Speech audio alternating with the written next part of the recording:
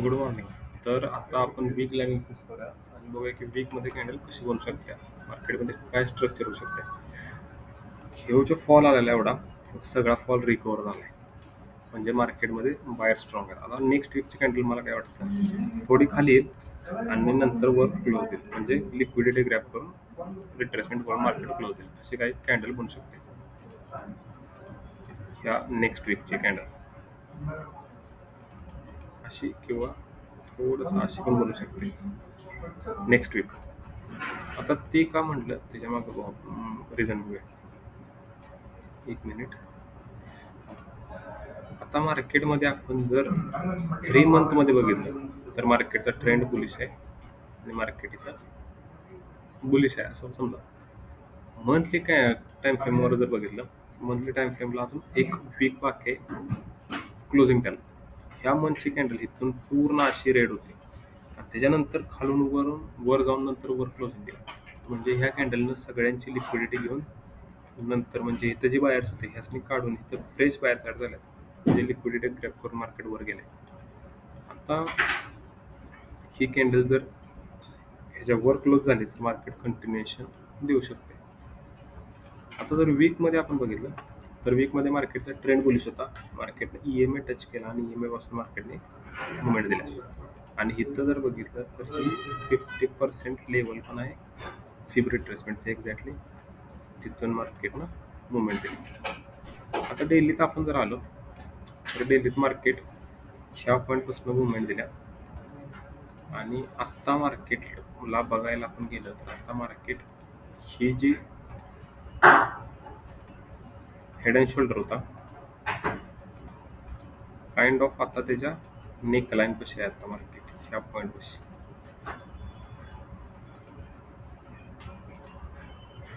असं काय हा पूर्ण झोन कशी मार्केट आता ट्रॅव्हल करते. डेलीत जर बघितलं तर मार्केट कंटिन्युअसली वर निघाले. आता असं सरळ सरळ तर वर जाऊ शकत नाही. मार्केटला रिट्रेसमेंट केल्याशिवाय एक मुवमेंट येऊ शकत नाही. आता इथं जर आपण बघितलं बारकाईने जर बघितलं तर मार्केटमध्ये विकलेस कॅन्डल बनलेले आहेत. म्हणजे बायर किती स्ट्रॉंग आहेत बघा. विकलेस कॅन्डल बनणार आहे आणि इथून एक मुवमेंट येऊ शकते जी की कंटिन्युएशन देऊ शकते. आता NFP वीक आहे ह्याच्यानंतरचा तर त्यामध्ये काय होऊ शकते मार्केट स्लो अँड स्टडी खाली येऊ शकते. ह्याची रिट्रेसमेंट करा आणि NFPत एक स्ट्रक्चर असं बनवून त्यानंतर असं काय होऊ शकते आणि मुवमेंट येऊ शकते किंवा मार्केट कंटिन्युअसली आत्ता पण वर जाऊ शकते. NFP पर्यंत मार्केट ह्या पॉईंटला पण आपल्याला भेटू शकते. जी हा जो ओपनिंग क्लोजिंग लिक्विडेड आहे जिथून मार्केटमध्ये सेलियर ॲड झालेले त्या पॉईंटपर्यंत पण जाऊ शकते. जर बघितलं ही जी पूर्ण काय म्हणायचं ही पूर्ण ट्रेंड आहे. ह्याच्यात अजून फक्त एक 700 बिप्स ॲड केले की ती कम्प्लीट होते. पण ह्या ट्रेंडची अजून रिट्रेसमेंट झालेलं आहे. आता हे रिट्रेसमेंट होईल का नाही ते आपण सांगू शकत नाही. ती मार्केटवर आहे. पण जर मार्केट खाली आलंच तर ह्या पॉईंटपासून एक मार्केट बुलमूव्ह देऊ शकते. इथूनच का देऊ शकते तर मार्केटला हे एक प्रिव्हियस सपोर्ट आहे. आत्ता इथं सपोर्ट होता परत रेजिस्टन्स ॲक्ट झाला आणि आता हाच ॲक्ट सपोर्ट होईल आणि EMA पण नाही प्लस 38% रिट्रेसमेंट. म्हणजे हा एक झोन महत्त्वाचा आहे मार्केटमध्ये की मार्केटला आत्ता काय म्हणायचं मार्केटला आता एक रिट्रेसमेंटची गरज आहे हेल्दी बुलमूव्ह देण्यासाठी. कारण इथं मार्केटमध्ये आता काहीच मार्केटमध्ये हे येणं झाले की आपण एक होल्डिंगसाठी. आणि आता फोर्थ वीक आहे. फोर्थ वीकमध्ये पूर्ण मॅन्युप्युलेशन असेल. जर इथून खाली आलं तरच आपण प्लॅन करू. इथून खाली यायला त्याला कमीत कमी 500 बिप्स एका वीकमध्ये येऊ शकते. एका दिवसात येऊ शकते. इथून जर इथं आलं तर इथून आपण बाईंग प्लॅन करणार आहे 2800 साठी 140 बिप्स आणि ही आपली प्लॅन आहे होणारच. जर म्हणजे इथं कॅन्डल कशी बनवू शकता बघा. मार्केट इथून पहिल्यांदा खाली आलं, इथून खाली आलं, परत इथून वर गेले आणि अशी काही क्लोजिंग देईल. अशी कॅन्डल म्हणू शकते वीकली मध्ये. बघूया मार्केट कसं बिहेव करते, काय मार्केटमध्ये स्ट्रक्चर होतंय. रिट्रेसमेंट आले तर आपण प्लॅन करू. नाहीतर 4 आवर मध्ये जर बघितलं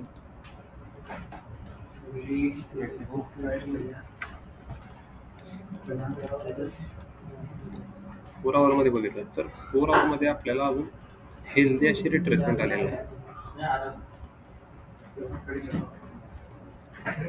नंतर आपण बघितलं तर इथं पण नाही आणि इथं पण कुठं एक हेल्दी अशी रिट्रेसमेंट आलेली आहे. तर ती हेल्दी रिट्रेसमेंट पण येऊ शकते आणि मार्केट एक बुल येऊ शकते. आता आपण बघूया M6 बघूया गोल्ड M6. गोल्ड M6 जर आपण बघितलं तर मार्केटनं हा एक गॅप होता तो फिल केला आणि मार्केटनं त्याला रिस्पेक्ट न देता मार्केटनं क्लोजिंग वर दिली.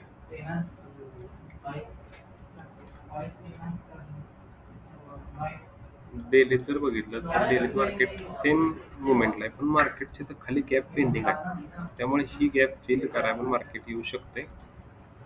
हा गॅप इथं पण आहे आणि इथं पण आहे. मार्केट कुठपर्यंत करण्याचं गरजेचं आहे आणि तिथून एक पुन्हा येऊ शकतं. बघूया काय स्ट्रक्चर होतंय. त्यानंतर DXY जर बघितला तर DXY मध्ये वीकलीची कॅन्डल क्लोजिंग वर दिली. आता DXY आणि गोल्ड अपोजिट चालते.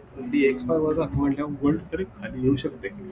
म्हणून मला वाटतं की थोडंसं तरी गोल्ड खाली यावं, परत एक बुलमध्ये यावं. बघूया आपण असं प्लॅन करतो कसं होऊ शकते का. असं आपण प्लॅन केला तरच आलं तरच आपण एक ट्रेड प्लॅन करू.